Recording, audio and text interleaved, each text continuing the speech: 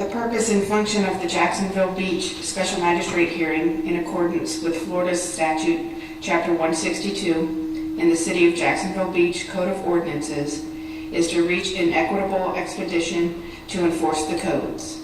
The city presents the violation and evidence to the special magistrate. Next, the property owner is sworn in response to the violation or evidence. Both the city and the property owner may call witnesses to provide sworn testimony relevant to the case. This is a quasi-judicial hearing, not a public forum. Individuals not called as sworn witnesses will not be heard. Please raise your right hand. Do you swear or affirm that the testimony you're about to give in this cause is the truth, whole truth, and nothing but the truth, so help you God? Please state your name for the record. Nikki Beavers, Jacks Beach Code Enforcement Officer. Thank you. Okay, Ms. Beavers, if you want to proceed with the first case, which is 19-228/19-229. Okay. Mr. Rose and Ms. Rose, if you would like to stand at the podium. Your Honor, this is a case involving wait a minute, I'm sorry. We're 228. This is Mr. Jones, I'm sorry. You better come to the front. Okay.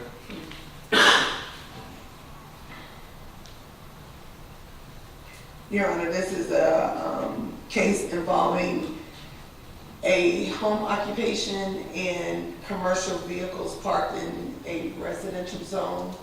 This is 604 Barber Lane. As you can see in the rear of the property, commercial equipment and vehicles have been parked. The initial violation was cited on November 1st, 2019. And as you can see, there's various pictures of commercial equipment that was observed parked in the rear of the property.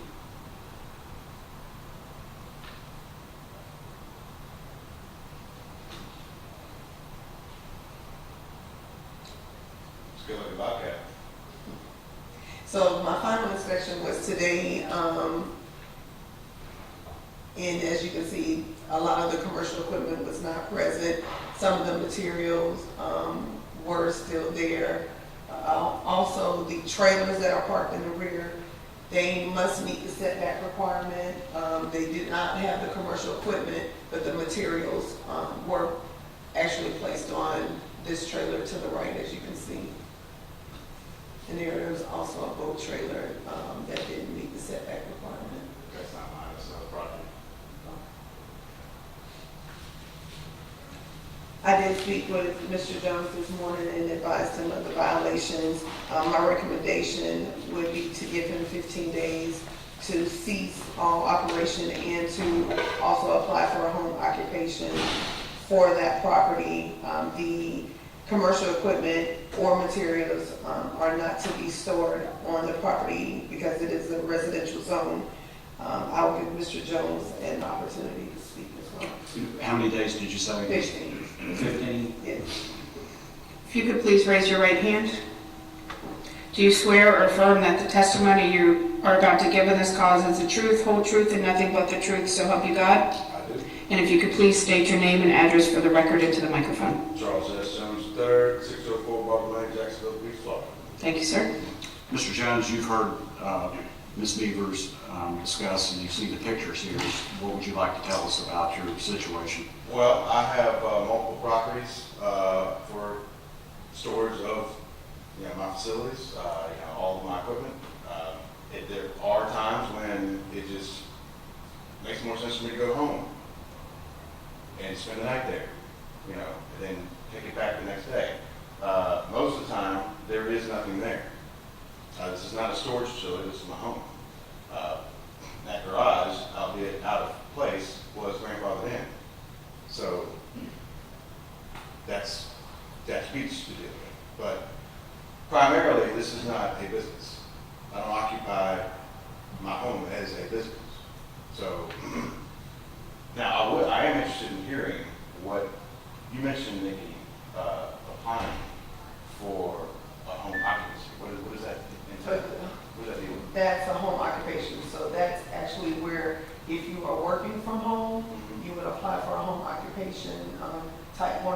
to. Right. But in that home occupation, it does not allow for you to park or store any type of equipment. So as you can see here, the pallets, there's also a pile of, I don't know if that's gravel, and there was some papers on the side.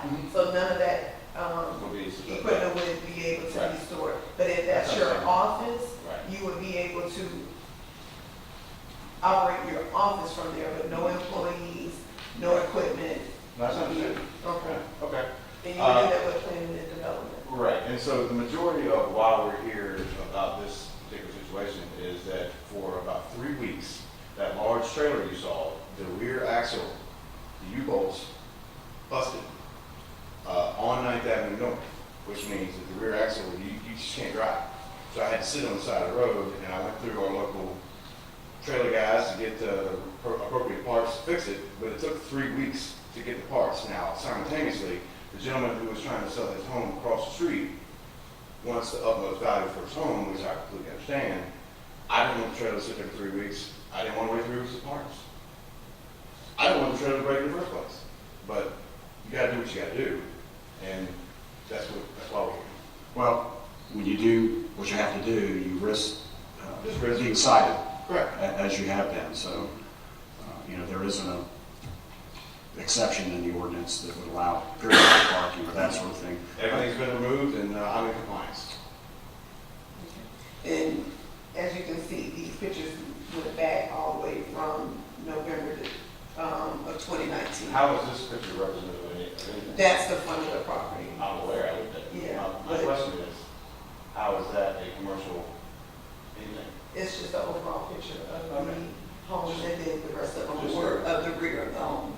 If you don't conduct your business at this location, where do you conduct your business from? I've got 2 locations. I've got one in Jacksonville and one in St. Augustine.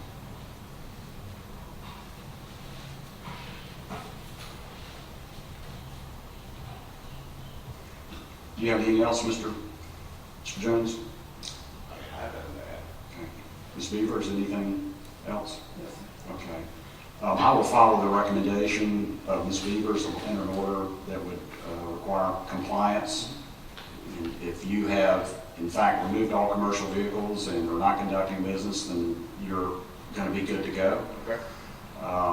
And Ms. Beavers will inspect again after the 15-day period is up, or at the end of the 15 days, just to make sure you're in compliance. Okay. And hopefully we won't see you again. I think that's reasonable. Yes, if we were to come back for any further complaints, the next hearing would be a fine hearing. Right. Okay? Okay. Pretty good. Am I free to go? Yes. No, you're going to have to report. I gotta say, watch everybody else. That's on you, Pop. Thank you, Mr. Jones. That was good. I believe our next case is 19-219. Yes. For maintenance.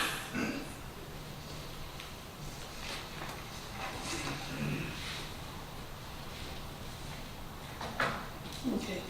Your Honor, this property was in violation of their conditional use for their outdoor seating area.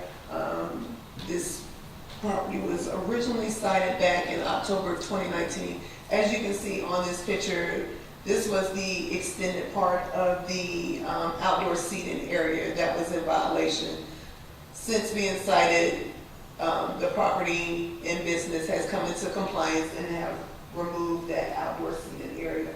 So they are no longer in violation. I did explain that to the business owner and to the manager of what the violation was. They immediately complied everything, and this is just to document that they were in violation of their conditional use. Okay. So what is your recommendation?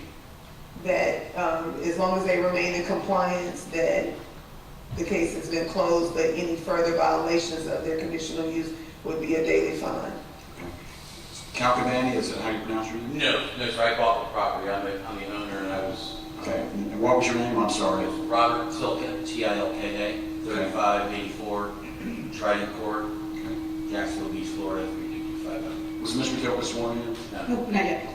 Do you swear or affirm that the testimony you're about to give in this cause is the truth, whole truth, and nothing but the truth, so help you God? I did. Thank you, sir. Mr. Tilka, go ahead. If anything you have to say? You have When we took over the property, we were under the impression, which ignorance of the law is not acceptable, I get it. We just thought we had that open area. And when Ms. Beavers and Bill Mann cited us, we immediately went to action to correct it.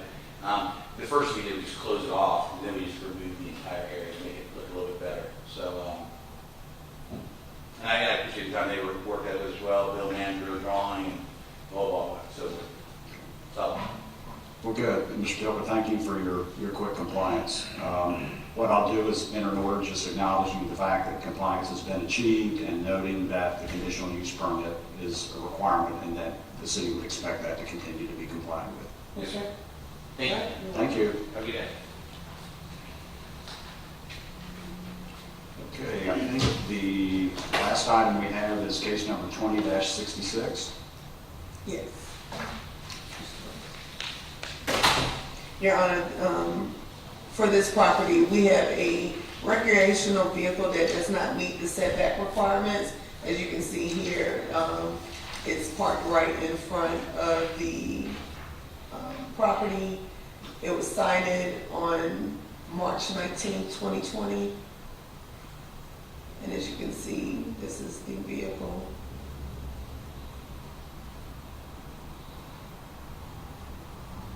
And the final picture was taken this morning. The vehicle still remains in violation.